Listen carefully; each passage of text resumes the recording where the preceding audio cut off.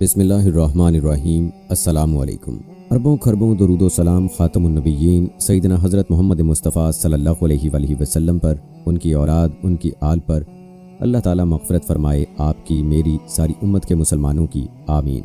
دوستو، بہت سے لوگ حضرت آدم علیہ السلام اور حضرت اماں حوا علیہ السلام کے متعلق سوال کرتے ہیں کہ حضرت آدم علیہ السلام اور اماں حوا علیہ السلام سے پہلے دنیا میں کیا تھا اور یہ دنیا کیسے وجود میں آئی۔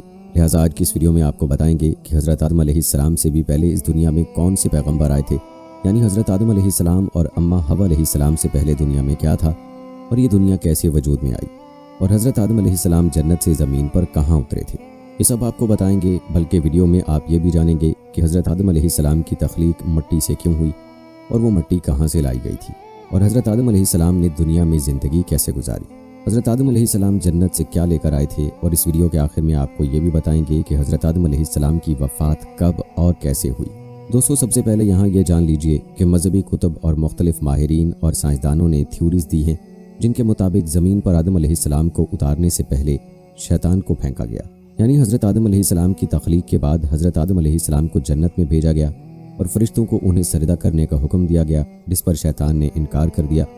اس وجہ سے ابلیس کو جنت سے نکال کر زمین پر پھینک دیا گیا، جہاں ہزاروں سال یہ روتا رہا، اور پھر اس نے اللہ سے قیامت تک مہلت لے کر اولاد آدم کو راہ راست سے بھٹکانے کی قسم اٹھائی۔ ابلیس چونکہ ایک جن تھا اور آگ سے بنا ہوا تھا، اس لیے قیاس کیا جاتا ہے کہ زمین پر حضرت آدم علیہ السلام سے پہلے جنات موجود تھے۔ جنات کے فتنہ و فساد کی وجہ سے اللہ کے حکم سے فرشتوں کی فوج بھیج کر ان کو ختم کیا گیا، اور بچے ہوئے جنوں کا بسیرا جزیرے اور سمندر ہو گئے۔ سائنسدانوں کا کہنا ہے کہ آدم علیہ السلام سے پہلے زمین پر ڈائنوسار آباد تھے۔ انسانوں کی آبادی کے بعد ان کی نسلیں ختم ہونے لگیں۔ کچھ ماہرین کے مطابق آدم علیہ السلام سے پہلے اس زمین پر انسانوں جیسی مخلوقات موجود تھیں، جن کی کچھ باقیات اور ڈھانچے ملے ہیں، جس پر یہ خیال کیا جاتا ہے کہ آدم علیہ السلام سے پہلے بھی زمین پر انسان موجود تھے، جو باقی امتوں کی طرح ختم ہو گئے یا کر دیے گئے۔ کچھ لوگوں کے مطابق زمین خلائی مخلوقات کا مرکز تھا۔ سورہ ہود کی آیت نمبر 27 میں بیان کیا گیا ہے، وہی ہے جس نے زمین اور آسمان کو 6 دن میں پیدا کیا، اور اس وقت اس کا عرش پانی پر تھا۔ اس آیت کے مطابق حضرت آدم علیہ السلام سے پہلے زمین پر صرف پانی موجود تھا، کسی بھی مخلوق کی طرف اشارہ نہیں کیا گیا۔ اس سے متعلق حضور صلی اللہ علیہ وآلہ وسلم سے لوگوں نے سوال کیا کہ آسمانوں اور زمین کے پیدا کرنے سے پہلے کیا تھا، تو آپ صلی اللہ علیہ وآلہ وسلم نے ارشاد فرمایا کہ اللہ کے سوا کچھ بھی نہ تھا، نہ اس کے اوپر ہوا تھی، نہ اس کے نیچے ہوا تھی، مطلب یہ کہ کچھ نہ تھا۔ پھر اس نے پانی پر اپنا عرش پیدا کیا، گویا یہ تھی مخلوق کی ابتدا۔ بخاری شریف میں بیان ہے کہ ایک بار آپ صلی اللہ علیہ وآلہ وسلم کے پاس یمن سے ایک وفد آیا اور کہا کہ ہمیں آپ سے علم لینا ہے، آپ ہمیں بتائیں کہ اس زمین پر آدم علیہ السلام سے پہلے کیا تھا۔ آپ صلی اللہ علیہ وآلہ وسلم نے فرمایا، کچھ نہیں، صرف اللہ تھا، اور عرش پانی پر تھا، اور لوح محفوظ میں قلم سے سب لکھ کر محفوظ کر دیا گیا تھا۔ آپ صلی اللہ علیہ وآلہ وسلم فرما رہے تھے کہ بلا شبہ اللہ نے سب سے پہلے قلم کو پیدا کیا، پھر اللہ نے اس کو حکم دیا کہ لکھ، چنانچہ وہ اسی وقت چل پڑا، اور قیامت کے دن تک ہونے والی ہر چیز لکھی گئی۔ یہ اللہ تعالیٰ کا علم تھا جس کو قلم نے اس کے حکم کے مطابق لوح محفوظ پر لکھا۔ حضرت سیدنا عبداللہ بن عمر بن عاص رضی اللہ تعالیٰ عنہ روایت کرتے ہیں کہ میں نے سنا اللہ کے رسول صلی اللہ علیہ وآلہ وسلم فرما رہے تھے کہ اللہ نے آسمانوں اور زمین کی پیدائش سے 50,000 سال پہلے تمام مخلوقات کی تقدیروں کو لکھ دیا، اور اس وقت اس کا عرش پانی پر تھا۔ اس حدیث مبارکہ سے یہ بات واضح ہو گئی کہ سب سے پہلے پانی، پھر پانی پر عرش کی تخلیق ہوئی، پھر قلم کے فوراً بعد لوح محفوظ کو پیدا کیا گیا، جس پر سب کچھ جو قیامت تک ہونے والا تھا لکھ دیا گیا۔ پھر کائنات کے باقی مخلوقات، آسمان و زمین کی پیدائش وجود میں آتی گئی۔ حضرت ابو ہریرہ رضی اللہ تعالیٰ عنہ سے روایت ہے کہ جب نبی کریم صلی اللہ علیہ وآلہ وسلم سے دنیا میں چیزوں کے وجود میں آنے کی ترتیب پوچھی گئی تو انہوں نے میرا ہاتھ تھاما اور کہا کہ اللہ نے جب یہ دنیا بنائی تو ان کی ترتیب کچھ یوں تھی: ہفتے والے دن مٹی پیدا کی، تو اتوار کو پہاڑ، پیر کو درخت، منگل کو تکالیف، بیماریاں، مسائل، بدھ کو نور، جمعرات کو چوپائے اس زمین پر پھیلا دیے، اور جمعے کے مبارک دن عصر سے رات کے درمیان آدم علیہ السلام کو پیدا کیا تھا۔ اس حدیث مبارکہ سے پتہ چلتا ہے کہ ابتدائی مخلوقات کی ترتیب کیا تھی۔ ان میں سب سے آخری نمبر حضرت آدم علیہ السلام کا تھا، جبکہ آدم علیہ السلام نسل انسانی میں سب سے پہلے اور تمام انسانوں کے باپ ہیں، جبکہ انسانوں سے پہلے فرشتے اور جن پیدا ہو چکے تھے۔ صاحب عقل مخلوقات میں سب سے پہلا نمبر فرشتوں کا، دوسرا نمبر جنوں کا، اور آخری نمبر انسانوں کا ہے۔ فرشتوں کی تخلیق کے بعد جنوں کو بھی انسان سے پہلے پیدا کیا گیا تھا، جیسا کہ اللہ پاک سورہ الحجر آیت نمبر 27 میں ارشاد فرماتے ہیں، اور اس سے پہلے جنات کو ہم نے لو والی آگ سے پیدا کیا۔ جنات کے بارے میں حضرت عبداللہ ابن عباس رضی اللہ تعالیٰ عنہ فرماتے ہیں کہ حضرت آدم علیہ السلام کی تخلیق سے 2000 سال پہلے جنات پیدا کیے گئے۔ وہ ہماری اس زمین پر آباد تھے، مگر آہستہ آہستہ وہ فتنہ فساد میں مبتلا ہو گئے، اور وہ جب حد سے آگے بڑھ گئے اور ناحق خون بہانے لگے تو اللہ نے ان کی طرف فرشتوں کا ایک عظیم لشکر بھیجا، جس سے جنات کے زبردست مارکہ آرائی ہوئی۔ اس مارکہ آرائی میں فرشتوں نے جنات کو تہس نہس کر دیا، اور وہ پناہ لینے کے لیے سمندر کے جزیروں، جنگلات اور پہاڑوں پر چلے گئے۔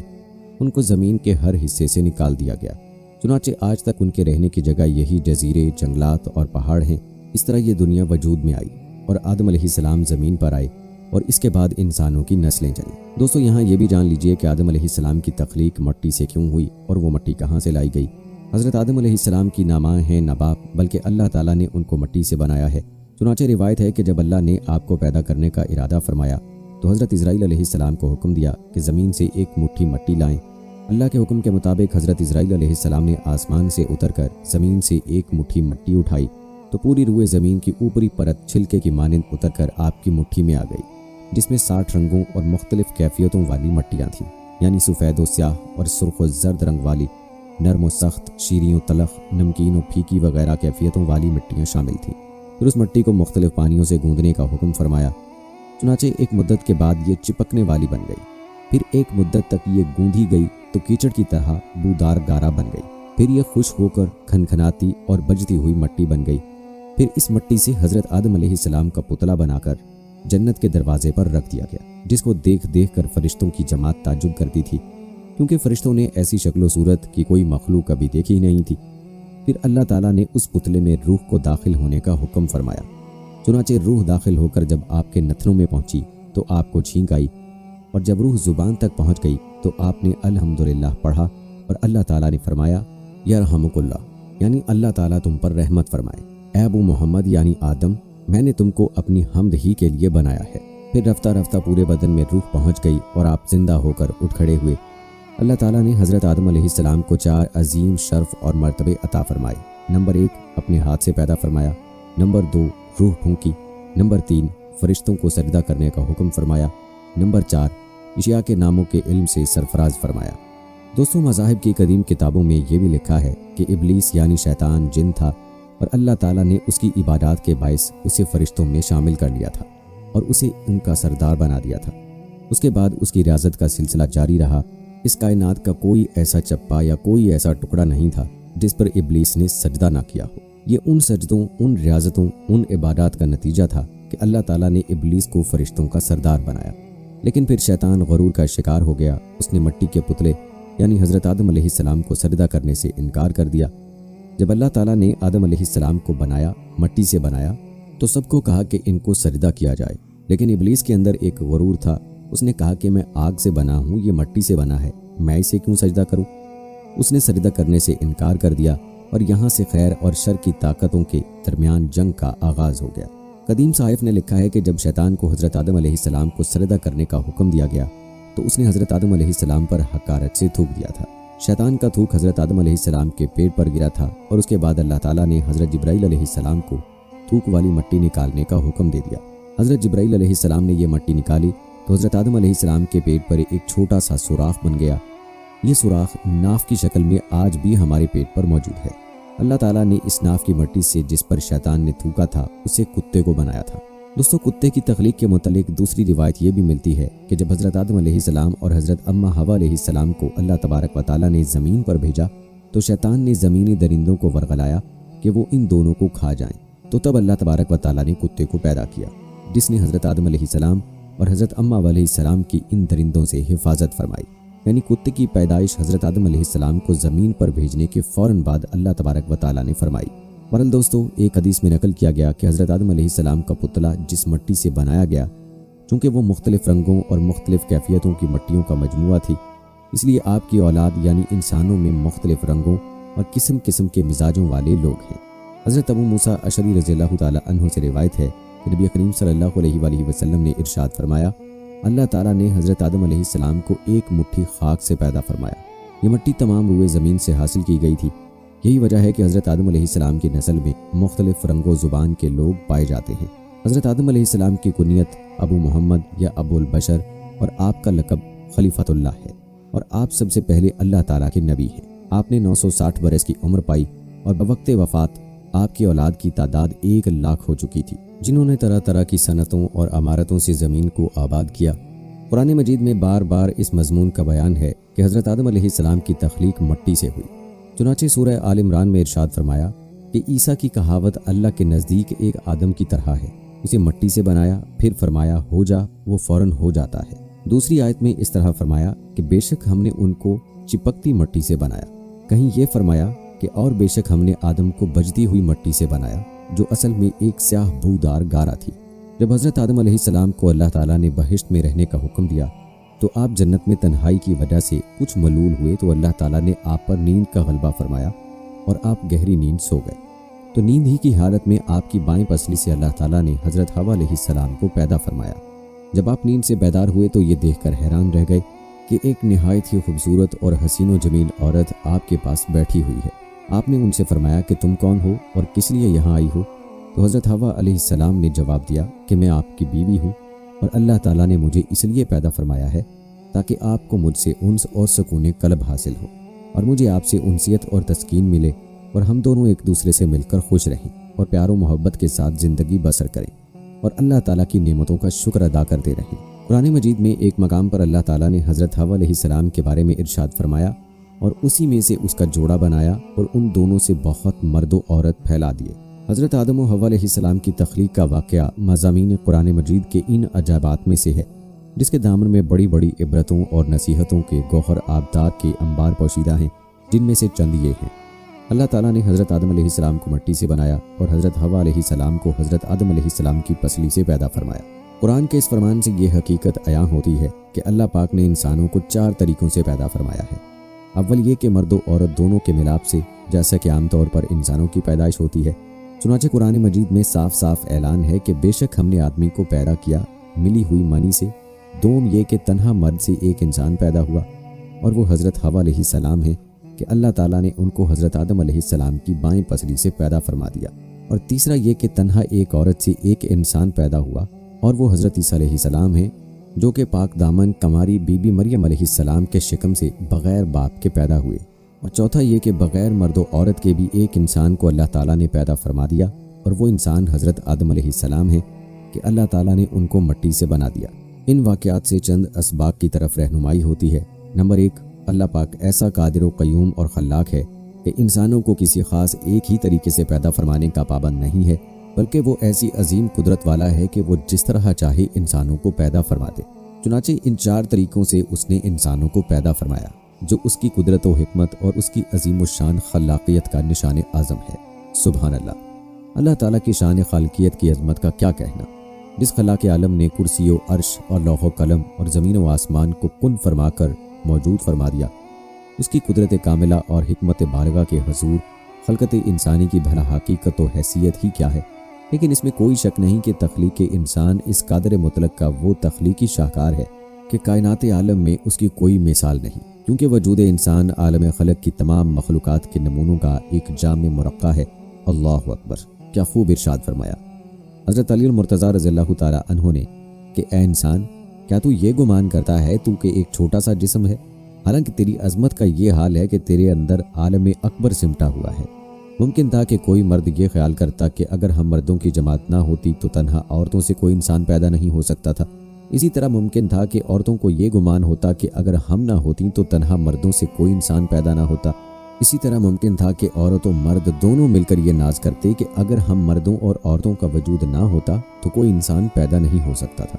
تو اللہ تعالیٰ نے 4 طریقوں سے انسان کو پیدا فرما کر عورتوں اور مردوں دونوں کا منہ بند کر دیا کہ دیکھ لو، ہم ایسے قادر و قیوم ہیں کہ حضرت حوا علیہ السلام کو تنہا مرد یعنی حضرت آدم علیہ السلام کی پسلی سے پیدا فرما دیا۔ لہٰذا اے عورتوں، تم یہ گمان مت رکھو کہ اگر عورتیں نہ ہوتیں تو کوئی انسان پیدا نہ ہوتا۔ اسی طرح حضرت عیسیٰ علیہ السلام کو تنہا عورت کے شکم سے بغیر مرد کے پیدا فرما کر مردوں کو تنبیہ فرما دی کہ اے مردو، تم یہ ناز نہ کرو کہ اگر تم نہ ہوتے تو انسانوں کی پیدائش نہیں ہو سکتی تھی۔ دیکھ لو، ہم نے حضرت عیسیٰ علیہ السلام کو تنہا عورت کے شکم سے بغیر مرد کے پیدا فرما دیا۔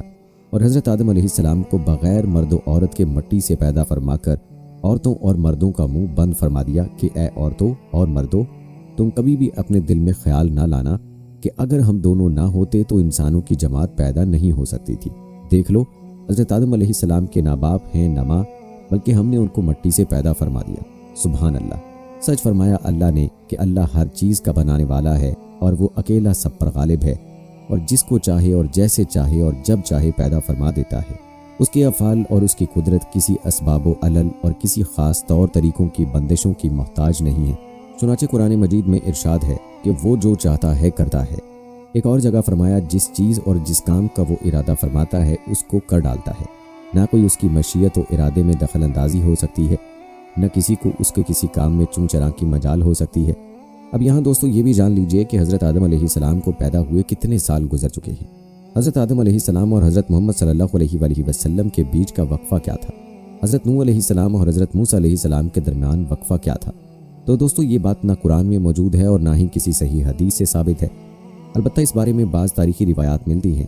چنانچہ امام ابن عساکر رحمۃ اللہ علیہ نے دنیا کی مجمل تاریخ اس طرح لکھی ہے کہ حضرت آدم علیہ السلام اور حضرت نوح علیہ السلام کے درمیان 1200 برس کا فاصلہ ہے، اور حضرت نوح علیہ السلام سے حضرت ابراہیم علیہ السلام کے درمیان 1142 سال کا فاصلہ ہے، اور حضرت ابراہیم علیہ السلام سے حضرت موسیٰ علیہ السلام تک 565 برس کا فاصلہ ہے، اور حضرت موسیٰ علیہ السلام سے حضرت داؤد علیہ السلام تک 569 برس، اور حضرت داؤد علیہ السلام سے حضرت عیسیٰ علیہ السلام کے درمیان 1356 برس، اور حضرت عیسیٰ علیہ السلام سے خاتم الانبیاء حضرت محمد مصطفیٰ صلی اللہ علیہ وآلہ وسلم تک 600 برس کا فاصلہ ہے۔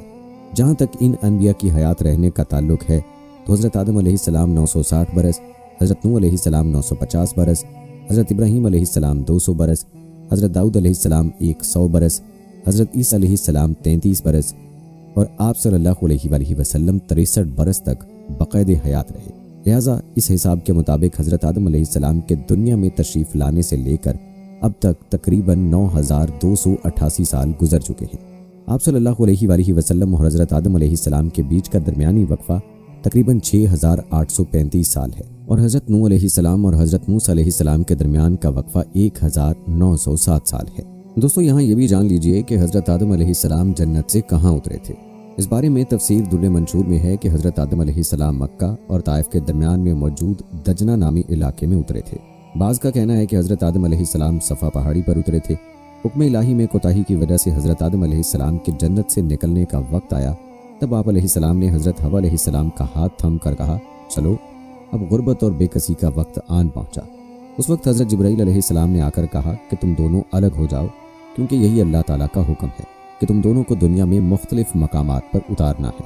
یہ سنتے ہی حضرت آدم علیہ السلام نے حضرت حوا علیہ السلام کا ہاتھ چھوڑ دیا۔ پھر حضرت آدم علیہ السلام کو سرندیپ جو کہ سری لنکا میں ہے اور حضرت حوا علیہ السلام کو جدہ کے قریب اتارا گیا، اور شیطان کو حضرت آدم علیہ السلام اور حضرت حوا علیہ السلام کے اتارنے سے پہلے ہی ایلا میں اتار دیا گیا تھا۔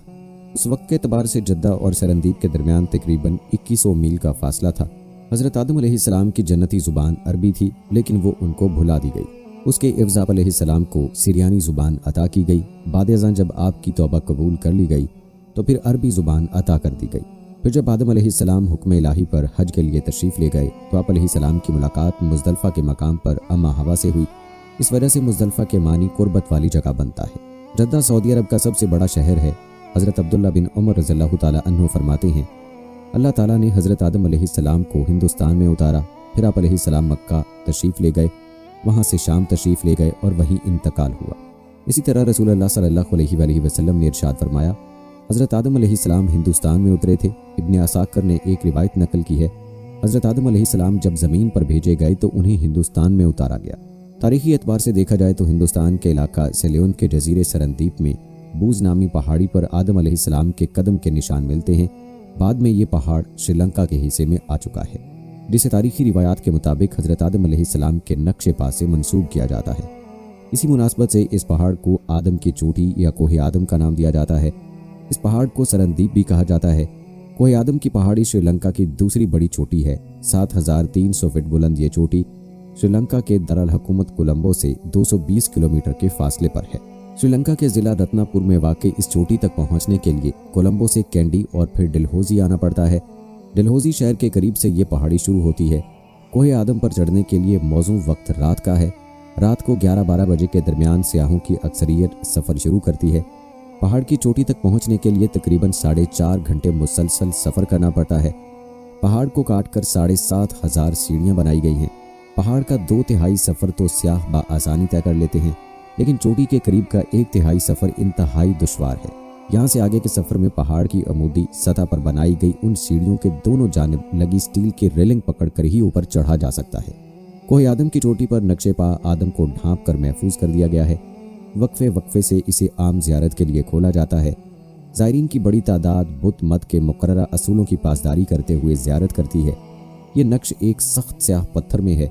इस गड्ढे में दाएं पाँव का नक्श है जो तकरीबन 5 फीट लंबा और 2 फीट चौड़ा है। इस पाँव के नक्श की लंबाई और चौड़ाई से किसी भी इंसान के जिस्म का कद का अंदाज़ा 35 फीट लगाया गया है।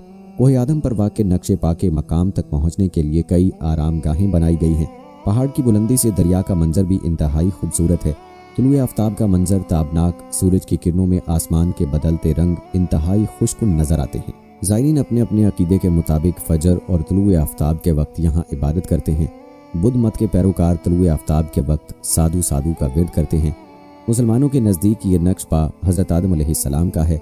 बुद्ध मत के मुताबिक ये निशान बुद्धा का है और हिंदुओं के धर्म के मुताबिक ये नक्श शिवाजी का है।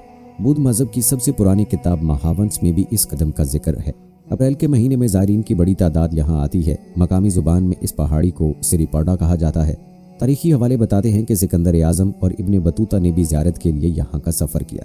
इब्ने बतूता ने अपने सफ़रनामे में इसका जिक्र इंतहाई दिलचस्प पैराए में किया है।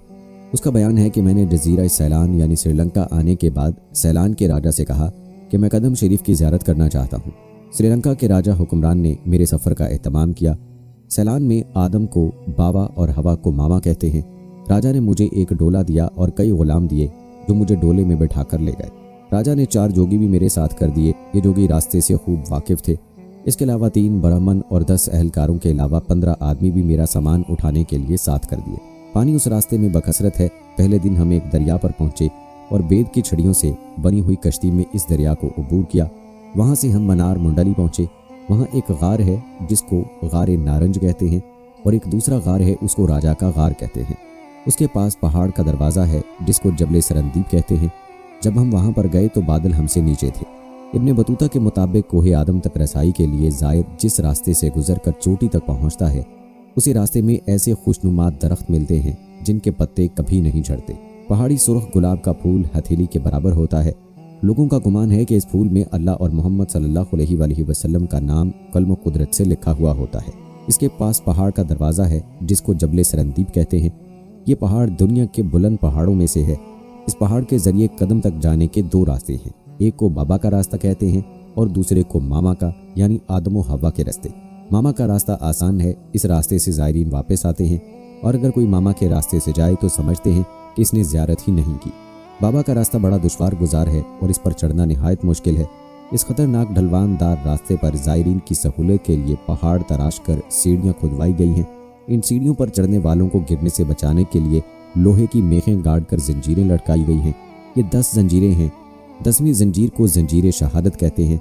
इस जंजीर के पास जब मुसाफिर पहुंचता है और वो पहाड़ से नीचे की तरफ देखता है तो उसके होश उड़ जाते हैं। उस जंजीर के पास ही एक गार है जिसे सिकंदर आज़म की गार से मंसूब किया जाता है।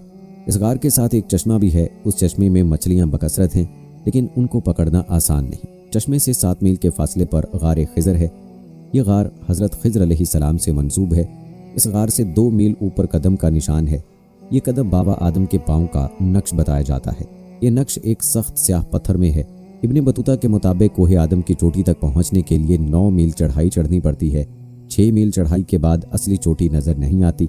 यहाँ ज़मीन और समंदर का नज़ारा काबिल दीद है। इब्ने बतूता के मुताबिक यहाँ अहले चीन भी ज़ियारत के लिए आते हैं। यहाँ के लोगों का कहना है चीन के ज़ायरीन पाँव के अंगूठे के निशान का पत्थर तोड़ कर ले गए और उसे चीन के शहर जैतून के एक मंदिर में जा रखा। इस नक्श की ज़ियारत के लिए अहले चीन इस मंदिर में आते हैं। कदम के पास पत्थर में 9 गड्ढे खुदे हुए हैं। हिंदू ज़ाहिर इसमें सोना, याकूत और मोती और दूसरे जवाहिर डाल देते हैं। यहाँ के बाशिंदों में ये मशहूर है कि हर एक शख्स को कदम की लंबाई उसके ईमान के मुताबिक नज़र आती है।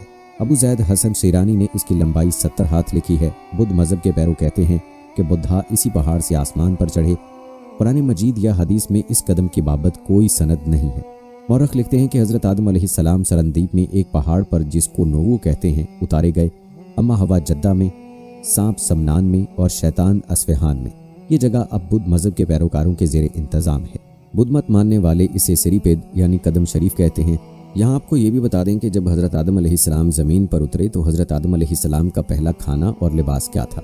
تو دوستو روایت میں یوں بیان ہوا ہے کہ حضرت آدم علیہ السلام 100 سال یا 60 سال جنت میں رہے۔ اس عرصے میں دونوں پر جنت کے کسی بھی حصے میں جانے پر پابندی نہ تھی سوائے شجر ممنوعہ کے۔ شیطان اب ان دونوں کا کھلا دشمن تھا اور اپنی سزا کا بدلہ لینے کے لیے بے قرار بھی۔ اس کی شدید خواہش تھی کہ یہ اللہ کے حکم کے خلاف ورزی کریں۔ پھر شیطان نے ان دونوں کے دلوں میں وسوسہ ڈالا تاکہ ان کی شرمگاہیں جو ایک دوسرے سے پوشیدہ تھیں بے پردہ ہو جائیں۔ اس نے انہیں کہا، تمہارے رب نے تم دونوں کو اس درخت سے اس لیے منع فرمایا کہ کہیں یہ پھل کھا کر تم دونوں فرشتے نہ ہو جاؤ یا کہیں ہمیشہ زندے رہنے والوں میں سے نہ ہو جاؤ۔ شیطان کی ان باتوں نے حضرت حوا علیہ السلام کو سوچنے پر مجبور کر دیا، اور پھر شیطان کے مسلسل اور تواتر کے ساتھ سازشیں رنگ لائیں اور اس نے حضرت حوا علیہ السلام کو پھل کھانے پر راضی کر لیا۔ ایک دن حضرت حوا علیہ السلام نے حضرت آدم علیہ السلام سے کہا کہ ہم اس شجر ممنوعہ کا ذرا سا حصہ کھا کر تو دیکھیں، آخر وہ کیا راز ہے جو اللہ نے اسے کھانے سے منع فرمایا ہے۔ شروع میں تو حضرت آدم علیہ السلام اس کے لیے قطعی طور پر تیار نہ تھے، لیکن پھر حضرت حوا علیہ السلام کے مسلسل اصرار پر بادل نہ خواستہ وہ بھی راضی ہو گئے۔ ابھی ان دونوں نے پھل کو پورے طور پر چکھا بھی نہ تھا کہ ان کی سطرگاہیں ایک دوسرے پر عیاں ہو گئیں، جس پر دونوں بدحواسی اور پریشانی میں جنت کے درختوں کے پتے توڑ توڑ کر اپنا بدن چھپانے لگے۔ اللہ نے دونوں کو پکارا اور فرمایا، کیا میں نے تم کو منع نہیں کیا تھا کہ اس درخت کا پھل نہ کھانا اور شیطان کے ورگلانے میں نہ آنا؟ یہ تمہارا کھلا دشمن ہے۔ دونوں نے جب اللہ کی پکار سنی تو مارے خوف الہی کے کانپ اٹھے۔ نہایت لاچارگی اور عاجزی سے اپنی خطا پر نادم و شرمندہ ہوتے ہوئے بارگاہ خداوندی میں عرض کیا، اے ہمارے رب، ہم دونوں سے بہت بڑی غلطی ہو گئی ہے۔ اب اگر آپ نے ہم پر رحم و کرم نہ کیا اور معاف نہ فرمایا تو ہم تباہ و برباد ہو جائیں گے۔ اللہ تعالیٰ نے فرمایا کہ اب تم دونوں ایک خاص مدت تک زمین پر ہی رہو گے، جہاں تم ایک دوسرے کے دشمن ہوگے اور وہاں ہی مرنا ہے اور اسی میں سے پھر پیدا ہونا ہے۔ تو دونوں کو زمین کی طرف روانہ کر دیا گیا۔ روایت میں ہے کہ حضرت آدم علیہ السلام کو ہند، حضرت حوا علیہ السلام کو جدہ اور ابلیس کو بصرہ سے چند میل کے فاصلے پر دمستمان کے مقام پر اتارا گیا۔ حضرت صدی رحمۃ اللہ علیہ فرماتے ہیں کہ جب حضرت آدم علیہ السلام جنت سے ہند میں اترے تو ان کے پاس حجر اسود تھا اور جنت کے درختوں کے پتوں کی ایک مٹھی بھی تھی۔ پھر حضرت آدم علیہ السلام نے ان پتوں کو زمین پر پھیلا دیا اور یہ خوشبودار درخت ان پتوں ہی کی پیداوار ہے۔ حضرت آدم علیہ السلام زمین پر آنے کے بعد نہایت شرمسار اور افسردہ تھے۔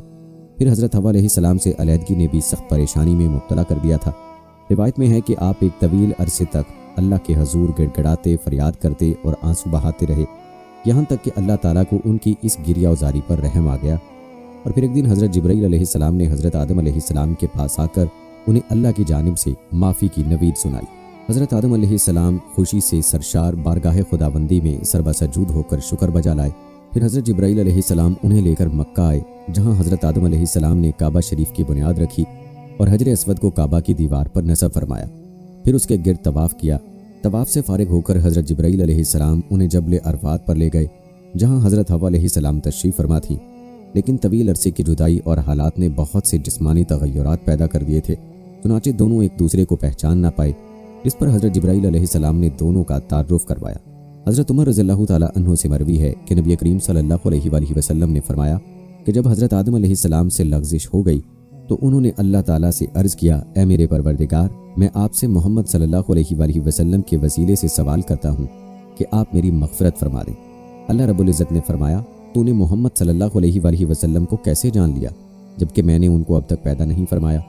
حضرت آدم علیہ السلام نے عرض کیا، اے پروردگار، جب آپ نے مجھے اپنے ہاتھوں سے پیدا فرمایا اور مجھ میں ڈانٹ ڈالی، پھر میں نے اپنا سر اٹھایا تو عرش پر لکھا دیکھا لا الہ الا اللہ محمد الرسول اللہ، تو میں نے جان لیا کہ جس ذات کا نام آپ نے اپنے نام کے ساتھ ملا لیا ہے، اس سے بڑھ کر آپ کے نزدیک اور کوئی محبوب نہیں ہو سکتا۔ تو اللہ نے فرمایا، اے آدم، تو نے سچ کہا، وہ میرے نزدیک سب سے محبوب ہیں، اور جب تو نے ان کے وسیلے سے مجھ سے مانگ لیا تو بس میں نے تیری بخشش کر دی، اور اگر محمد صلی اللہ علیہ وآلہ وسلم نہ ہوتے تو میں آپ کو بھی پیدا نہ کرتا۔ دوستو، اب آتے ہیں اس بات کی طرف کہ جو آج کی ویڈیو کا مقصد ہے کہ دنیا میں حضرت آدم علیہ السلام سے پہلے کون سے ایک پیغمبر کا تذکرہ ملتا ہے۔ تو جان لیجیے کہ حضرت آدم علیہ السلام سے پہلے ایک پیغمبر کو اللہ نے جنات میں بھیجا تھا۔ دوستو، جن اللہ کی مخلوق ہیں جنہیں انسان کی پیدائش سے بھی قبل پیدا کیا گیا تھا، بعض محققین اور تاریخ دان لکھتے ہیں کہ جنات کو آدم علیہ السلام کی تخلیق سے بھی 2000 سال قبل تخلیق کیا گیا تھا۔ قرآن حکیم میں اس کا ذکر اس طرح سے آیا ہے، اور ہم نے انسان کو کھنکتے ہوئے گارے سے پیدا کیا ہے اور جنوں کو اس سے بھی پہلے بے دھوئیں کی آگ سے پیدا کیا۔ ایک اور جگہ ارشاد مبارک ہے، اس نے انسان کو بجنے والی مٹی سے پیدا کیا اور جنات کو آگ کے شعلے سے پیدا کیا۔ ابن کثیر ان آیات کی تفسیر میں لکھتے ہیں کہ سلسال خشک مٹی اور جس میں آواز ہو، فخار، آگ میں پکی ہوئی مٹی کو ٹھیکری کہتے ہیں۔ مارج سے مراد سب سے پہلا جن ہے جسے ابو الجن کہا جا سکتا ہے، جیسے حضرت آدم علیہ السلام کو ابو الآدم کہا جاتا ہے۔ یہاں مراد جنوں کا باپ یا جن بطور جنس کے لیے، جیسا کہ ترجمہ جنس کے اعتبار سے ہی کیا گیا ہے۔ لغت میں مارج آگ سے بلند ہونے والے شعلے کو کہتے ہیں۔ نار سے مراد ایک خاص نوعیت کی آگ ہے، نہ کہ وہ آگ جو لکڑی یا کوئلے جلانے سے پیدا ہوتی ہے، اور مارج کے معنی ہے خالص شعلہ جس میں دھواں نہ ہو۔ جس طرح پہلا انسان مٹی سے بنایا گیا، پھر تخلیق کے مختلف مدارج سے گزارتے ہوئے اس کے جسد خاکی نے گوشت پوست کے زندہ بشر کی شکل اختیار کی اور آگے اس کی نسل نطفے سے چلی، اسی طرح پہلا جن خالص آگ کے شعلے یا آگ کی لپٹ سے پیدا کیا گیا، اور اس میں اس کی ذریت سے جنوں کی نسل پیدا ہوئی۔ ان کا وجود بھی اصلاً ایک آتشی وجود ہی ہے، لیکن جس طرح ہم محض ایک تودہ خاک نہیں ہیں، اسی طرح وہ بھی محض شعلہ آتشی نہیں ہے۔ ایک روایت میں آیا ہے کہ جنوں کو جمعرات کو تخلیق کیا گیا تھا، جنوں کو اللہ تعالیٰ نے اپنی عبادت کے لیے پیدا کیا تھا، جس کی تصدیق قرآن مجید نے ان الفاظ میں کی ہے، اور میں نے جنوں اور انسانوں کو اس لیے پیدا کیا کہ وہ میری عبادت کریں۔ اس آیت مبارکہ سے ثابت ہو رہا ہے کہ انسان ایک مخلوق ہے جسے اللہ نے عبادت کے لیے پیدا کیا ہے۔ حضرت آدم علیہ السلام کی خلقت سے پہلے جنات کے درمیان پیغمبر مبعوث ہوئے ہیں، کیونکہ اللہ پاک قرآن مجید میں خلقت کے مقصد کو جن و انس کی عبادت اور ان کو کمال تک پہنچانا بیان کرتا ہے اور فرماتا ہے، میں نے جن و انس کو عبادت کے لیے خلق کیا ہے۔ روایت میں آیا ہے کہ ایک شامی مرد نے حضرت علی رضی اللہ تعالیٰ عنہ سے پوچھا کہ کیا خدا نے جنات کی جانب کسی پیغمبر کو بھیجا ہے؟ علی رضی اللہ تعالیٰ عنہ نے جواب میں فرمایا، ہاں، ایک پیغمبر جس کا نام یوسف تھا ان کی ہدایت کے لیے بھیجا گیا، لیکن انہوں نے اسے شہید کر دیا۔ یہ روایت بھی دلیل ہے کہ جنات میں ان کے ہی نو سے پیغمبر ہوتے تھے۔ اس بنا پر جو کچھ ہم نے بیان کیا ہے، اس سے واضح ہوا کہ جن بھی مکلف ہیں اور فرائض رکھتے ہیں، اور انسان کی خلقت سے پہلے ان کی ہدایت کے لیے پیغمبر مبعوث ہوئے ہیں، لیکن اس کی کیفیت ہمارے لیے واضح نہیں۔ دوستو، معراج کے سفر میں نبی کریم صلی اللہ علیہ وآلہ وسلم جب پہلے آسمان پر پہنچے تو وہاں آپ صلی اللہ علیہ وآلہ وسلم نے حضرت آدم علیہ السلام کو دیکھا، جن کے دائیں جانب بھی لوگوں کی جماعتیں تھیں اور بائیں جانب بھی۔ آپ صلی اللہ علیہ وآلہ وسلم نے دیکھا کہ حضرت آدم علیہ السلام جب دائیں جانب دیکھتے ہیں تو ہنستے ہیں اور بائیں جانب دیکھتے ہیں تو روتے ہیں۔ حضرت صلی اللہ علیہ وآلہ وسلم فرماتے ہیں کہ میں نے حضرت جبرائیل علیہ السلام سے پوچھا، اے جبرائیل، یہ کیا ہے؟ انہوں نے کہا، یہ حضرت آدم علیہ السلام ہیں اور یہ ان کی اولاد کی روحیں ہیں۔ جب دائیں جانب دیکھتے ہیں جو جنتی ہیں تو ہنستے ہیں، اور جب بائیں جانب دیکھتے ہیں جو جہنمی ہیں تو روتے ہیں۔ اس کے ساتھ ہی دوستو یہاں یہ بھی جان لیجئے کہ حضرت آدم علیہ السلام نے زمین پر آ کر سب سے پہلے کس چیز کی خواہش کی؟ تو دوستو حضرت آدم علیہ السلام جب جنت سے زمین پر تشریف لے آئے تو بارگاہ خداوندی میں عرض کیا کہ خدایا، میں یہاں نہ تو ملائکہ کی تسبیح و عبادت کی آواز سن سکتا ہوں، نہ ہی کوئی عبادت خانہ نظر آتا ہے، جیسا کہ آسمان میں بیت المعمور دیکھتا تھا جس کے ارد گرد ملائکہ طواف کرتے تھے۔ اس پر اللہ پاک کا حکم آیا کہ جاؤ، جہاں پر ہم نشان بتائیں وہاں پر کعبۃ اللہ بنا دو اور اس کے ارد گرد بھی طواف کر لو، اس کی طرف نماز بھی ادا کر لو۔ جبرائیل علیہ السلام ان کی رہبری کے لیے ان کے ساتھ چل پڑے اور انہیں اس مقام پر لے آئے تھے جہاں سے زمین بنی تھی، یعنی جس جگہ جھاگ بنی تھی، اور پھر وہی جھاگ پھیل کر پوری زمین بنی۔ حضرت جبرائیل علیہ السلام نے اپنا پر مار کر 7ویں زمین تک بنیاد رکھ دی، جس کو ملائکہ نے 5 پہاڑوں کے پتھروں سے بھرا، کوہ طور، کوہ لبنان، کوہ جودی، کوہ طور زیتہ اور کوہ ہرا۔ بنیاد بھرنے کے بعد نشان کے لیے چاروں طرف کی دیواریں بھی اٹھا دیں۔ اس طرف حضرت آدم علیہ السلام نماز بھی پڑھتے رہے اور طواف بھی کرتے رہے۔ طوفان نوح تک کعبہ اسی حالت میں رہا۔ طوفان کے وقت وہ عمارت آسمان پر اٹھا لی گئی اور وہ جگہ ایک اور اونچے ٹیلے کی صورت میں رہ گئی، مگر لوگ پھر بھی برکت کے لیے یہاں آتے تھے اور آ کر دعائیں مانگتے تھے۔ پھر حضرت ابراہیم علیہ السلام کے زمانے تک کعبہ اسی حالت میں رہا۔ جب حضرت اسماعیل علیہ السلام اور حضرت حاجرہ علیہ السلام یہاں آ کر رہے اور یہاں کچھ آبادی ہو گئی تو حضرت حاجرہ علیہ السلام کے انتقال کے بعد حضرت ابراہیم علیہ السلام کو حکم ہوا کہ حضرت اسماعیل علیہ السلام کو ساتھ لے کر خانہ کعبہ کی عمارت تعمیر کریں۔ اس کی نشانی اس طرح کی گئی کہ ایک بادل کا ٹکڑا بھیجا گیا تاکہ اس کے سائے سے کعبے کی حد مقرر کی جائے۔ حضرت جبرائیل علیہ السلام نے اس سائے کی مدد سے خط کھینچا اور حضرت ابراہیم علیہ السلام نے اس خط پر اس قدر کھدائی کی کہ بنیاد آدم نمودار ہو گئی۔ پھر اس پر عمارت بنائی۔ اس کی بلندی 9 ہاتھ تھی اور رکن اسود سے رکن شامی تک دیوار کی لمبائی 33 ہاتھ اور رکن شامی سے رکن غربی تک 22 ہاتھ اور رکن غربی سے رکن یمانی تک اور رکن یمانی سے رکن اسود تک 20 ہاتھ تھی۔ اسی طرح خانہ کعبہ کی عمارت مستطیل کی شکل میں بنی۔ حضرت ابراہیم علیہ السلام نے خانہ کعبہ کے اندر ایک تغار سا بنایا تاکہ کعبہ کے لیے جو نذرانے اور تحفے آئیں وہ اس میں رکھے جا سکیں۔ اس کے دروازے 2 تھے، ایک داخل ہونے کے لیے اور ایک نکلنے کے لیے۔ کعبہ بنانے والے حضرت ابراہیم علیہ السلام تھے اور ان کو گارا اور پتھر اٹھا کر دینے والے حضرت اسماعیل علیہ السلام تھے۔ اس دفعہ اس کی تعمیر کے لیے 3 پہاڑوں کے پتھر لائے گئے۔ بعد میں اس عمارت میں کچھ تبدیلیاں بھی کی گئیں۔ اس کی اونچائی مزید بڑھائی گئی، دروازہ بھی 2 کی بجائے 1 کیا گیا۔ یہاں دوستو آپ کو یہ بھی بتا دیں کہ آدم علیہ السلام اللہ تعالیٰ کے برگزیدہ نبی تھے۔ جب اللہ تعالیٰ نے انہیں پیدا کرنا چاہا تو فرشتوں اور ابلیس سے کہا، میں کھنکھناتے ہوئے سیاہ اور سڑے ہوئے گارے سے ایک انسان بنانے والا ہوں۔ جب میں اسے ٹھیک طرح سے بنا کر مناسب شکل دے دوں اور اس میں اپنی روح پھونک دوں تو تم سب اس کے آگے سجدے میں گر پڑنا۔ الغرض اللہ تعالیٰ نے پوری زمین سے ایک مٹھی مٹی لی۔ یہی وجہ ہے کہ آدم علیہ السلام کی اولاد میں کوئی گورا ہے، کوئی کالا ہے، کوئی سانولا ہے، کوئی نرم ہے، کوئی سخت ہے، کوئی ناپاک ہے، کوئی پاک ہے۔ پھر اللہ تعالیٰ نے اس مٹی کے خلاصے سے گارا تیار کیا۔ جب گارا سیاہ اور بدبودار ہو گیا اور اس سے کھن کھن کی آواز آنے لگی تو اللہ تعالیٰ نے اپنے دونوں ہاتھوں سے آدم علیہ السلام کا پتلا بنایا۔ پھر اللہ نے پتلے کو کچھ عرصے کے لیے ویسے ہی چھوڑ دیا۔ جب ابلیس نے اسے دیکھا تو اس کے گرد چکر لگانے لگا اور اس کو بغور دیکھتا رہا۔ اس نے دیکھا کہ پتلا اندر سے خالی ہے تو وہ سمجھ گیا کہ آدم اپنے اوپر قابو نہ رکھ سکیں گے۔ پھر اللہ تعالیٰ نے جمعے کے دن عصر کے بعد اس پتلے کو زندہ انسان بن جانے کا حکم دیا۔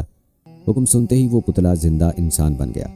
جب اللہ تعالیٰ نے آدم علیہ السلام کو پیدا کیا اور ان کے جسم میں روح پھونکی تو انہیں چینک آئی۔ انہوں نے اللہ کے حکم سے الحمدللہ کہا۔ اللہ تعالیٰ نے فرمایا، یرحمک اللہ، اللہ تم پر رحم کرے۔ پھر اللہ تعالیٰ نے ان سے فرمایا، جاؤ ان فرشتوں کو سلام کرو اور سنو وہ کیا کہتے ہیں، جو کچھ وہ کہیں وہی تمہارا اور تمہاری ذریت کا سلام ہوگا۔ آدم علیہ السلام ان کے پاس گئے اور ان سے کہا، السلام علیکم۔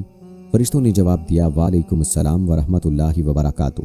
جب اللہ تعالیٰ نے آدم علیہ السلام کو پیدا کیا تو تمام فرشتے اللہ کے حکم کے مطابق آدم علیہ السلام کے سامنے سجدے میں گر پڑے، لیکن ابلیس نے تکبر کیا اور سجدہ کرنے سے صاف انکار کر دیا اور کہنے لگا، میں اس سے بہتر ہوں، مجھے تو نے آگ سے پیدا کیا اور آدم کو مٹی سے پیدا کیا۔ ابلیس جنات میں سے ہے۔ اللہ تعالیٰ کا فرمان ہے، الا الابلیس کان من الجن، مگر ابلیس جنات میں سے تھا۔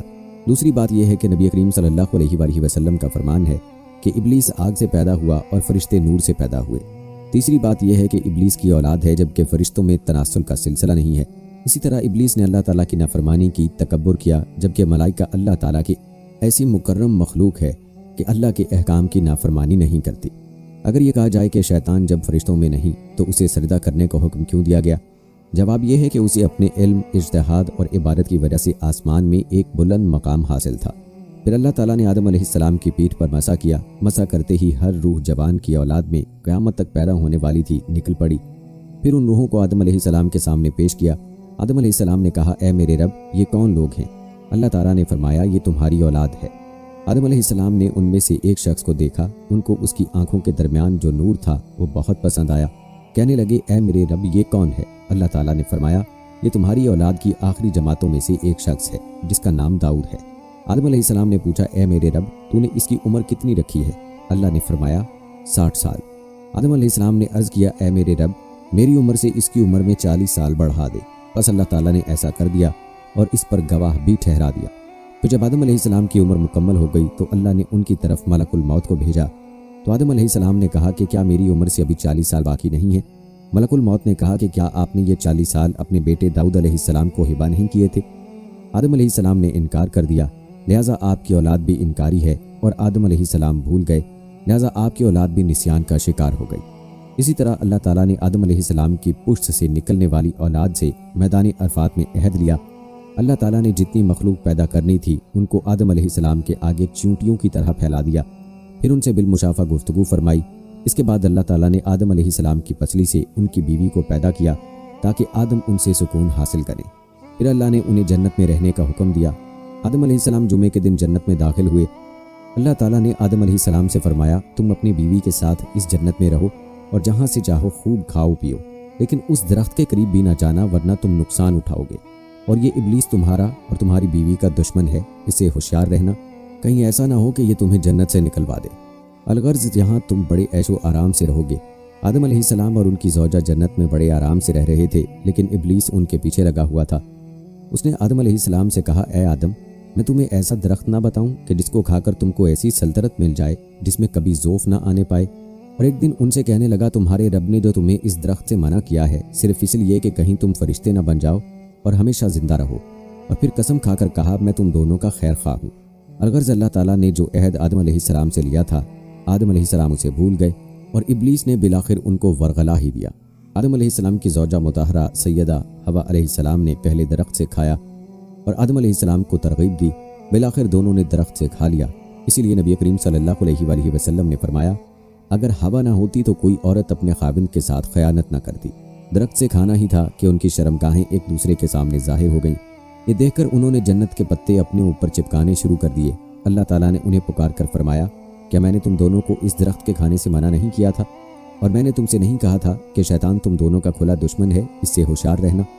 اللہ تعالیٰ نے آدم علیہ السلام کو طویل القامت پیدا کیا تھا، سر میں بال گھنے تھے۔ جب انہوں نے اس درخت سے کھا لیا تو ان کا لباس علیحدہ ہو گیا، ان کا سطر نظر آنے لگا۔ وہ بھاگے تو ایک درخت نے ان کے بال پکڑ لیے، وہ اس سے جھگڑنے لگے۔ اللہ تعالیٰ نے فرمایا، اے آدم، مجھ سے بھاگتے ہو؟ آدم علیہ السلام نے عرض کیا، تجھ سے شرم آتی ہے اس نافرمانی کی وجہ سے۔ اللہ تعالیٰ نے فرمایا، تم یہاں سے اتر کر نیچے چلے جاؤ، اب تمہیں کچھ عرصے کے لیے زمین پر رہنا ہے اور وہیں فائدہ اٹھانا ہے۔ پھر اللہ تعالیٰ نے جمعہ ہی کے دن انہیں زمین پر اترنے کا حکم دیا اور اسی دن وہ زمین پر اتار دیے گئے۔ اللہ تعالیٰ نے اس درخت کا تعین نہیں کیا جسے آدم علیہ السلام کو منع کیا گیا تھا، اور تعین میں ہمارے لیے کوئی فائدہ نہیں ہے۔ اگر ہوتا تو اللہ تعالیٰ ہمارے لیے ضرور بیان فرما دیتا۔ اور قرآن کی تفسیر کرنے والے کے لیے ضروری ہے کہ وہ قرآن کے مبہم مقامات کا تعین اس وقت تک نہ کرے جب تک رسول اللہ صلی اللہ علیہ وآلہ وسلم کی صحیح صریح حدیث نہ مل جائے۔ آدم علیہ السلام کتنی مدت جنت میں رہے اور ان کی اولاد جنت میں ہوئی یا نہیں، ان کے متعلق صحیح معلومات ثابت نہیں ہیں۔ آدم علیہ السلام کی اولاد میں شادی کا طریقہ تاریخ میں نقل ہے کہ حوا علیہ السلام کے ہاں ہر حمل سے ایک لڑکا اور ایک لڑکی پیدا ہوتے تھے۔ ایک حمل سے پیدا ہونے والا لڑکا دوسرے حمل سے پیدا ہونے والی لڑکی سے شادی کرتا تھا۔ حدیث میں ہے کہ قیامت کے دن جب لوگ جنت کے قریب ہو جائیں گے تو آدم علیہ السلام کے پاس آئیں گے، کہیں گے، اے ہمارے باپ، ہمارے لیے جنت کو کھلوا دو۔ تو آدم علیہ السلام کہیں گے کہ تم کو اس جنت سے صرف تمہارے باپ کی غلطی نے نکالا تھا۔ آدم علیہ السلام اپنی زوجہ کے ساتھ زمین پر آ گئے۔ اللہ تعالیٰ نے دعائیہ کلمات سکھائے، ان دونوں نے ان دعائیہ کلمات کے ساتھ اللہ تعالیٰ سے معافی مانگی۔ اللہ تعالیٰ نے جمعہ کے روز ان کی توبہ قبول فرمائی۔ جب آدم علیہ السلام زمین پر رہنے لگے تو پھر اللہ نے ان کے لیے عمدہ لباس کا انتظام فرمایا، اور اللہ تعالیٰ نے ان کی اولاد کو عزت و کرامت سے سرفراز فرمایا۔ بحر و بر میں ان کی نقل و حرکت کے لیے سواریاں مہیا کیں اور ان کے لیے پاکیزہ کھانوں کا انتظام فرمایا، اور اپنی بہت سی مخلوقات پر برتری عطا فرمائی۔ آدم علیہ السلام کی اولاد بہت ہوئی، ان میں سے دو نے ایک مرتبہ اللہ تعالیٰ کی راہ میں قربانی پیش کی۔ اللہ نے ایک کی قربانی قبول فرمائی، دوسرے کی نہیں۔ جن کی قربانی قبول نہیں ہوئی اپنے بھائی سے کہنے لگا، میں تجھے ضرور قتل کروں گا۔ بھائی نے جواب دیا کہ اللہ تعالیٰ تو متقی لوگوں کی قربانی قبول فرماتا ہے، تم میں تقویٰ نہیں ہے، اس لیے تمہاری قربانی قبول نہیں ہوئی، اس میں میرا کیا قصور ہے؟ بالآخر اس نے اپنے بھائی کو قتل کیا۔ قتل کرنے کے بعد سمجھ نہیں آیا کہ اپنے مقتول بھائی کی لاش کا کیا کرے۔ اللہ تعالیٰ نے ایک کوہ بھیجا جو زمین پر اتر کر زمین کو کوریدنے لگا۔ قاتل بھائی نے کوے سے سیکھا کہ کس طرح اپنے بھائی کی لاش کو چھپائے، پھر اپنے اس فعل پر بہت شرمندہ ہوا اور افسوس کیا۔ قاتل کا نام قابیل تھا، مقتول کا نام حابیل تھا۔ قابیل پہلا شخص ہے جس نے بنی آدم میں قتل کو جاری کیا۔ آدم علیہ السلام بہت روئے اس قتل پر اور افسوس کیا۔ آدم علیہ السلام کی عمر اللہ تعالیٰ نے 1000 سال رکھی تھی۔ آدم علیہ السلام نے 40 سال اپنی عمر میں سے داؤد علیہ السلام کو ہبہ کیے تھے۔ بہرحال اللہ تعالیٰ نے آدم علیہ السلام کی عمر 1000 سال کر دی اور داؤد علیہ السلام کی عمر 100 سال کر دی۔ حابیل کے مرنے کے بعد اللہ تعالیٰ نے آدم علیہ السلام کو ایک بیٹا دیا، انہوں نے ان کا نام شیس علیہ السلام رکھا، اور اپنی وفات سے پہلے حضرت شیس علیہ السلام کو وصیت کی۔ جب فرشتوں نے حضرت آدم علیہ السلام کی روح قبض کر لی، فرشتے اپنے ساتھ کفن اور خوشبو لے کر آئے تھے۔ پھر فرشتوں نے انہیں غسل دیا، کفن پہنایا اور نماز جنازہ پڑھی، قبر کھودی اور لحد میں دفن کیا۔ پھر کہا، اے بنی آدم، یہ ہے تکفین و تدفین وغیرہ کا طریقہ۔ آدم علیہ السلام کا انتقال جمعہ کے روز ہوا، دفن کی جگہ نامعلوم ہے۔ آدم علیہ السلام کے انتقال کے بعد سیدہ حوا علیہ السلام کا انتقال ہو گیا۔ آدم علیہ السلام کا قد 60 ہاتھ تھا۔ ابو ہریرہ رضی اللہ تعالیٰ عنہ سے روایت ہے کہ نبی کریم صلی اللہ علیہ وآلہ وسلم نے فرمایا، موسیٰ علیہ السلام نے آدم علیہ السلام سے بحث کی کہ آپ نے لوگوں کو اپنی غلطی گناہ کے سبب سے جنت سے نکلوایا اور انہیں بدبخت بنایا۔ آدم علیہ السلام نے فرمایا، اے موسیٰ علیہ السلام، اللہ تعالیٰ نے آپ کو رسالت اور کلام کرنے کے لیے چنا، اور آپ مجھے ایک ایسے معاملے میں ملامت کر رہے ہیں جو اللہ تعالیٰ نے میری تخلیق سے قبل لکھ دیا تھا۔ رسول اللہ صلی اللہ علیہ وآلہ وسلم نے فرمایا آدم علیہ السلام دلیل کے ذریعے موسیٰ علیہ السلام پر غالب آ گئے۔ اور ہاں دوستو، آخر میں حضرت آدم علیہ السلام کی وفات کب اور کیسے ہوئی، اس حوالے سے آپ کو آگاہ کر دوں کہ جب حضرت آدم علیہ السلام حابیل کی موت کی وجہ سے بے قرار رہتے تھے، تب اللہ پاک نے حضرت جبرائیل علیہ السلام کو ان کی تسلی کے لیے بھیجا۔ انہوں نے حضرت آدم علیہ السلام کو بحکم خداوندی بتایا اللہ ان کو ایک فرزند عنایت کرے گا جس کی نسل سے پیغمبر پیدا ہوں گے، حضرت شیس علیہ السلام۔ چنانچہ حابیل کے مرنے کے 5 سال بعد حضرت آدم علیہ السلام کے ہاں فرزند پیدا ہوا جس کا نام شیس رکھا۔ اس کا مطلب ہے اللہ کا دیا ہوا تحفہ۔ یہ نام رکھنے کی وجہ یہ ہے کہ حابیل کے مرنے کے 5 سال بعد اللہ پاک نے ان کو شیس عطا فرمایا۔ جب حضرت آدم علیہ السلام کی وفات کا وقت قریب آیا تو انہوں نے اپنے بیٹوں سے فرمایا کہ بیٹو، میرا جنت کے پھل کھانے کا جی چاہ رہا ہے۔ وہ تلاش کے لیے نکل گئے تو انہیں سامنے سے فرشتے آتے ہوئے ملے جن کے پاس حضرت آدم علیہ السلام کا کفن اور خوشبو تھی، اور ان کے پاس کلہاڑے اور ٹوکریاں بھی تھیں۔ انہوں نے کہا کہ آدم کے بیٹو، تمہیں کس چیز کی تلاش ہے؟ انہوں نے کہا کہ ہمارے والد بیمار ہیں اور جنت کے میوے کھانے کی خواہش رکھتے ہیں۔ فرشتوں نے کہا کہ واپس چلے جاؤ، تمہارے والد فوت ہونے والے ہیں۔ اور جب فرشتے حضرت آدم علیہ السلام کی روح قبض کرنے کے لیے آئے تو حوا علیہ السلام نے ان کو دیکھ کر پہچان لیا اور وہ حضرت آدم علیہ السلام سے چمٹ گئیں۔ حضرت آدم علیہ السلام نے فرمایا کہ مجھ سے الگ ہو جاؤ، پہلے بھی مجھے تمہارے ذریعے سے ہی مصیبت پہنچی تھی، مجھے میرے رب کے فرشتوں کا ساتھ دینے دو۔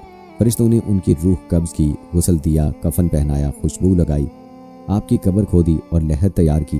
حضرت جبرائیل علیہ السلام نے ان کے بیٹے حضرت شیس علیہ السلام کو نماز جنازہ پڑھنے کا طریقہ بتایا۔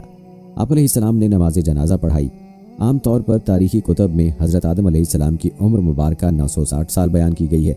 کہتے ہیں آپ کو جبل ابی قبیس کے گھر غار کنز میں دفن کیا گیا۔ حضرت ابن عباس رضی اللہ تعالیٰ عنہ کے بقول حضرت نوح علیہ السلام نے طوفان کے بعد کشتی سے اتر کر آپ کو بیت المقدس میں دفن کیا۔ حضرت حوا علیہ السلام کے بارے میں بھی بہت سی روایات ہیں کہ آپ بھی آدم علیہ السلام کی وفات کے 1 سال بعد ہی انتقال فرما گئیں اور ان کے ساتھ ہی دفن ہوئی۔ ہماری اللہ پاک سے دعا ہے کہ اللہ پاک حضرت آدم علیہ السلام اور حضرت اماں حوا علیہ السلام کو امت مسلمہ کی طرف سے بہترین جزائے خیر عطا فرمائے اور ہمیں آدم و حوا علیہ السلام کی زندگی سے سبق سیکھنے اور اس پر عمل کرنے کی توفیق عطا فرمائے۔ آمین یا رب العالمین۔